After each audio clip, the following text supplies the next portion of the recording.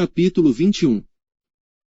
E houve nos dias de Davi uma fome de 3 anos consecutivos, e Davi consultou ao Senhor, e o Senhor lhe disse: É por causa de Saul e da sua casa sanguinária, porque matou os gibeonitas.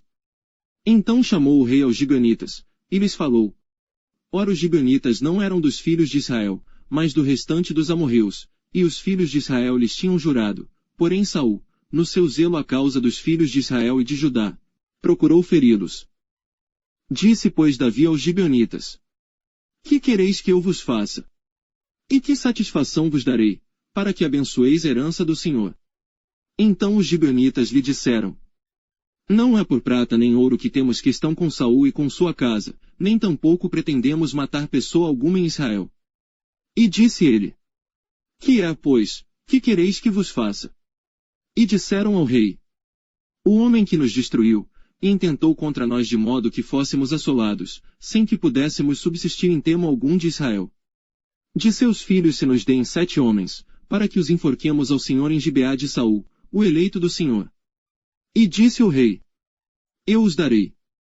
Porém o rei poupou a Mefibosete, filho de Jonatas, filho de Saul, por causa do juramento do Senhor, que entre eles houvera, entre Davi e Jonatas, filho de Saul.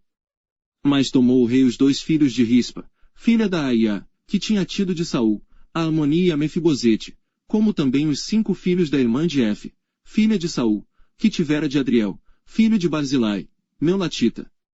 E os entregou na mão dos gibeonitas, os quais os enforcaram no monte, perante o Senhor, e caíram estes 7 juntamente, e foram mortos nos dias da cega, nos dias primeiros, no princípio da cega das cevadas.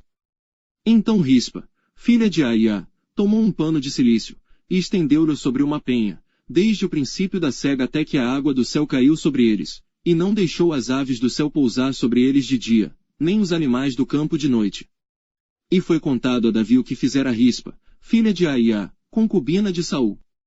Então foi Davi, e tomou os ossos de Saul, e os ossos de Jonatas seu filho, dos moradores de Jabes de Gileade, os quais os furtaram da rua de Bet-San, onde os filisteus os tinham pendurado, quando feriram a Saul em Gilboa.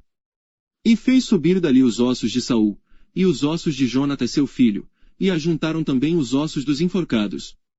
Enterraram os ossos de Saul, e de Jonatas seu filho na terra de Benjamim, em Zela, na sepultura de seu pai Quis, e fizeram tudo o que o rei ordenara, e depois disto Deus se aplacou com a terra.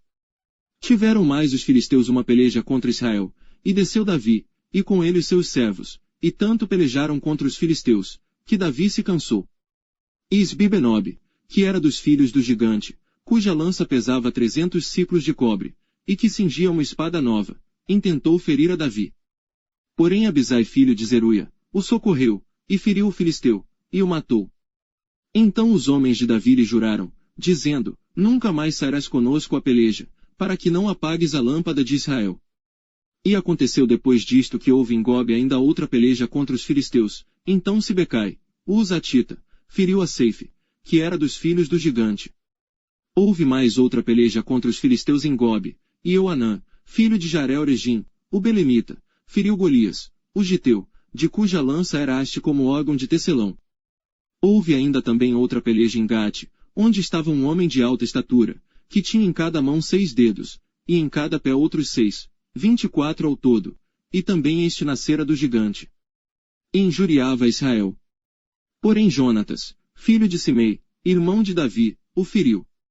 Estes 4 nasceram ao gigante em Gate, e caíram pela mão de Davi e pela mão de seus servos.